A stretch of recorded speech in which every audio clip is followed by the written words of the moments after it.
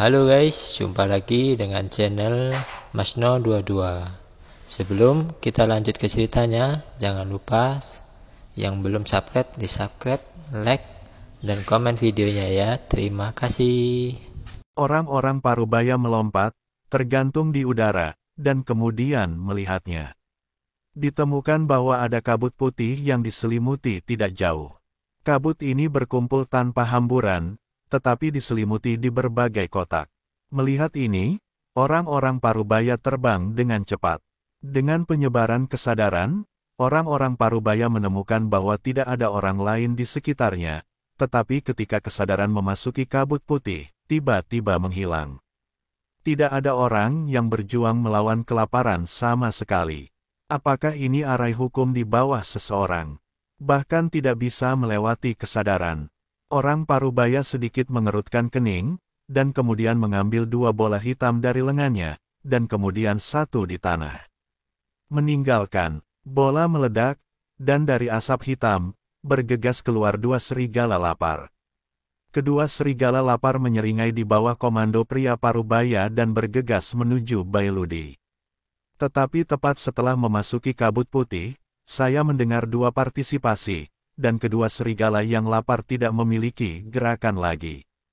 Pada saat ini, ekspresi orang Parubaya menjadi sedikit bermartabat, tetapi pada saat ini, tiba-tiba putih berfluktuasi, dan tak lama kemudian pedang tajam terbang keluar. Mata orang Parubaya dingin, dan mereka ditembak ke arah pedang yang tajam. Ledakan, di bawah telapak tangan ini, pedang itu ditembak langsung. Tepat ketika pria Parubaya itu terkejut, dia menemukan bahwa sosok telah tiba di depannya, dan kemudian Bai Guang melintas di depannya. Orang Parubaya mengerutkan kening, dan perisai hitam terbentuk di luar tubuh, yang secara langsung menghalangi cahaya putih. Orang-orang Parubaya melihat dengan saksama dan menemukan bahwa seorang gadis memegang pedang panjang untuk melihat dirinya sendiri. Gadis ini adalah Luosi, dan Luosi tahu bahwa setelah seseorang datang, agar tidak membiarkan orang mengganggu penanaman Chen Ping, dia memilih untuk bergegas keluar. Orang-orang Parubaya memandang Luosi, dan berkata sambil tersenyum, "Gadis kecil, Anda juga tidak sabar, Anda berani menyelinap menyerang. Melalui kamu, aku semua setan, aku tidak akan membunuhmu lagi, tapi harta apa yang baru saja dikirimkan cahaya warna-warni." Orang-orang Parubaya melihat bahwa Luosi juga merupakan perbaikan ajaib, jadi saya berencana untuk membiarkannya pergi, selama Luo Zhao menyerahkan harta karun itu. Jika Anda berpikir, hal itu adalah Tuan Chen, bagaimana Anda bisa memberikannya Anda? Keluarga Luo membuka matanya, dan wajahnya marah. "Yah, kamu gadis kecil, memanggang dan tidak makan dan menghukum, lalu aku akan membunuhmu terlebih dahulu, dan mendapatkan harta karun pengorbanan." Setelah mengatakan itu, pria Parubaya itu tiba-tiba melambaikan telapak tangannya, dan kabut hitam mengerikan muncul langsung dari tubuhnya, lalu berubah menjadi ular piton hitam dan menyerang Luo. Melihat ini, wajah Luo Yan sedikit berubah, dan dia dengan cepat mengayunkan pedang panjang di tangannya, dan cahaya pedang melonjak ke langit. "Nona Luo, cepat kembali." Saat ini, suara Chen Ping terdengar di telinga Luo. "Kalian pasti tahu kalau pria Parubaya ini berada di alam kesengsaraan tingkat 6, sedangkan Luo Neng hanya berada di alam kesengsaraan tingkat kedua. Ada perbedaan yang sangat besar, bagaimana dia bisa menjadi lawannya?" Mendengar suara Chen Ping, Luosi ingin mundur ke dalam formasi, tapi sudah terlambat, ular piton raksasa hitam telah tiba di depan Luosi. Luosi panik sesaat, saat dia bingung, 3 sinar cahaya tiba-tiba keluar. Ketiga sinar cahaya ini langsung menembus ular piton raksasa hitam. Ular piton raksasa hitam pekat, di bawah serangan ketiga sinar cahaya ini, langsung berubah menjadi kabut hitam dan perlahan menghilang. Luosi melihat dan menemukan bahwa 3 sinar cahaya sebenarnya adalah 3 pedang panjang, yang semuanya merupakan pedang yang digunakan oleh Chen Ping untuk mengatur formasi di awal. Luosi mengambil kesempatan untuk mundur ke dalam formasi saat ini. Ping sudah membuka matanya dan menatap pria Parubaya di luar formasi. Tuan Chen, tampaknya tempat ini akan menjadi semakin berbahaya, dan banyak orang akan segera mencarinya. Luo Xi berkata pada Chen Ping dengan rasa takut yang masih ada. Tentu saja Chen Ping tahu bahwa tinggal di sini berbahaya, tetapi tempat itu penuh dengan energi abadi sehingga dia benar-benar tidak tega meninggalkannya. Perlahan, kabut putih yang menutupi formasi menghilang, dan sosok Chen Ping dan Luo Xi terlihat di depan pria parubaya itu. Orang-orang parubaya melihat senjata di tanah, dan mata mereka merah. Tapi segera, tatapannya tertarik oleh telur sayap dengan garis-garis aneh. Melihat bahwa Chen Ping dan Luo Xi hanyalah beku yang baru saja melangkah ke perampokan, orang-orang parubaya sangat melegakan. Kalian berdua segera berguling sekarang, dan menyerahkan barang-barang di sini. Aku bisa membiarkanmu mati, kalau tidak aku akan menamparkan dan kamu akan mati. Orang parubaya mengancam Chen Ping dan Luo Xi. Kami tidak akan pernah memberikannya kepada Anda. Luo Xi berkata dengan dingin. Namun, Chen Ping tidak normal, menunjukkan beberapa ekspresi takut. Teman tahu ini, kami tidak akan menemukannya secara tidak sengaja.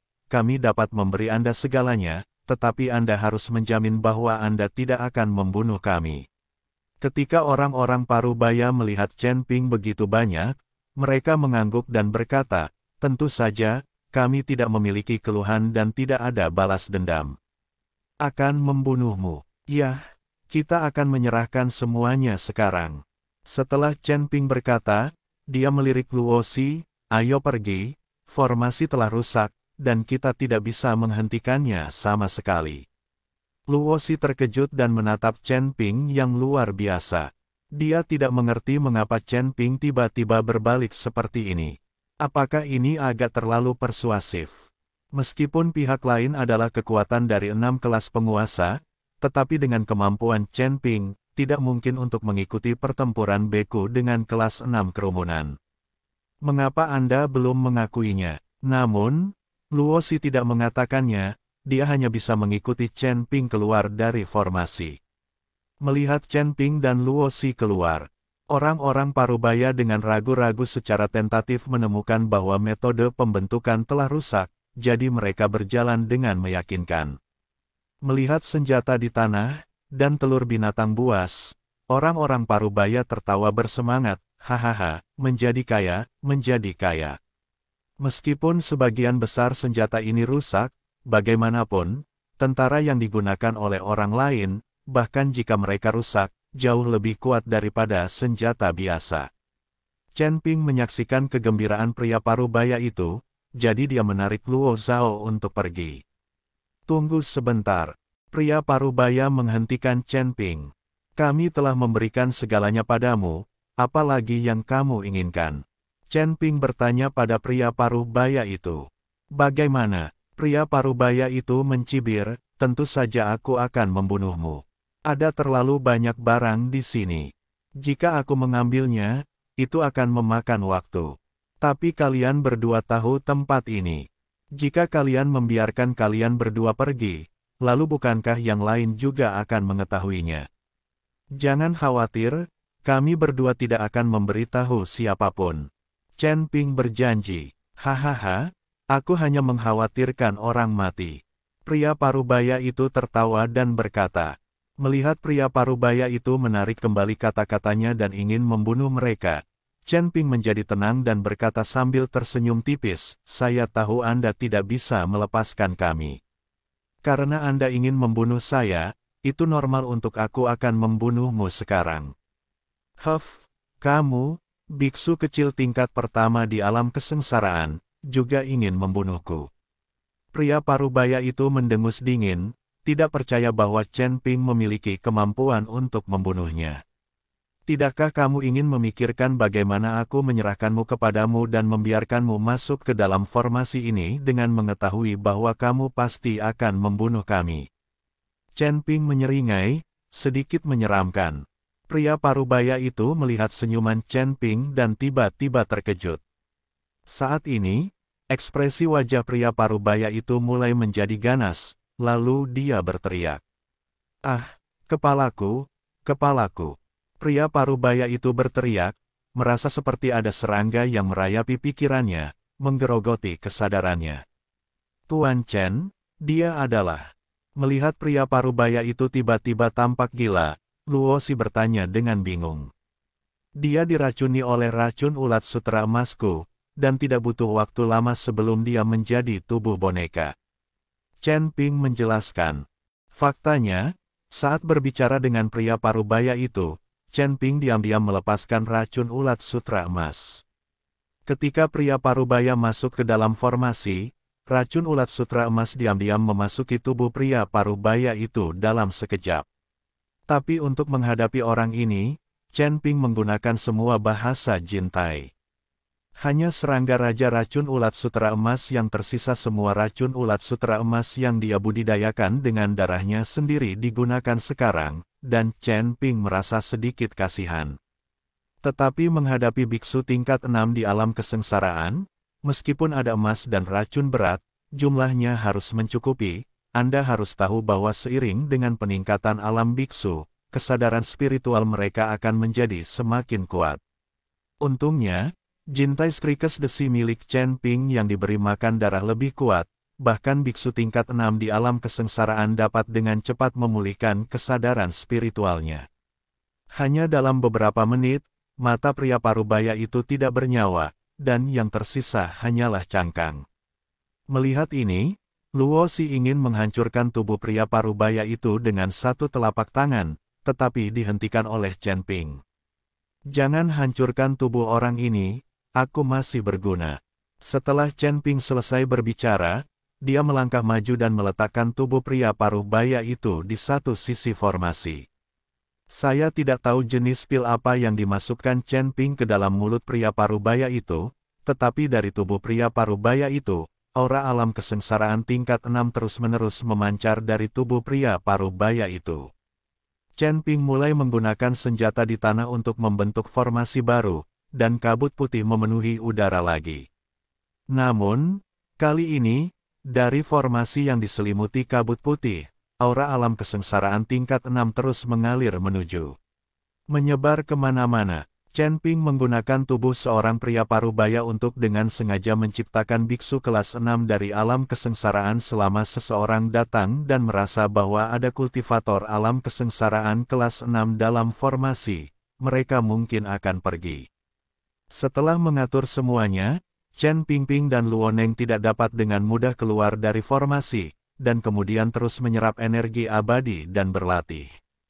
Saya tidak tahu apakah itu karena orang lain tidak menemukan tempat ini, atau karena aura alam kesengsaraan tingkat 6 membuat orang takut. Mengerti, tidak ada yang datang ke sini untuk mengganggu mereka dalam 3 hari, dan Chen Ping dapat berlatih dengan tenang selama 3 hari. Meskipun teknik kondensasi jantung Chen Ping sangat tidak normal, dia masih tidak dapat menyerap semua energi peri di area ini dalam 3 hari. Di luar medan perang para dewa dan iblis, setelah masa perlindungan 3 hari berlalu, sejumlah besar biksu mulai memasuki medan perang para dewa dan iblis. Jumlah biksu di medan perang para dewa dan iblis tiba-tiba bertambah. Dan Sekte Suanyin juga menerima sejumlah besar sumber daya dan koin spiritual untuk ini.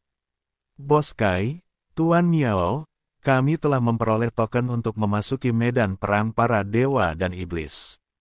Anda bisa masuk sekarang. Setelah Ji Yun menukar koin roh dengan token, dia berkata kepada Kai Hongwei dan Miao Ze. Ji Yun sendiri membayar token lebih dari selusin orang di grupnya.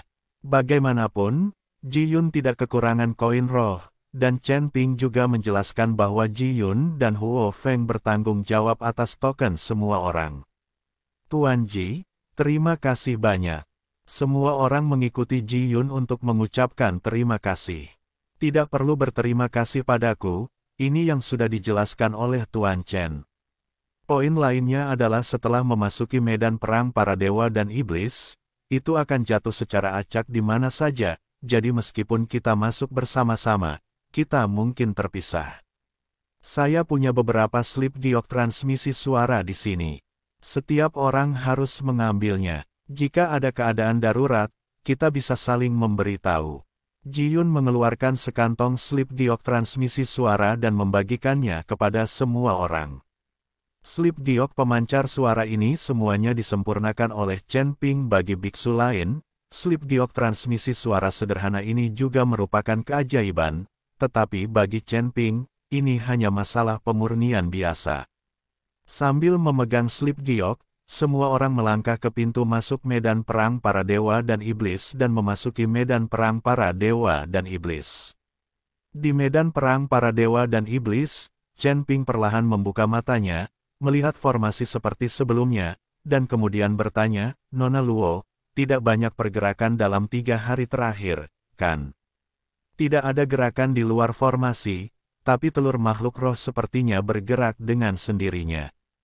Rosso menunjuk ke telur makhluk roh dan berkata,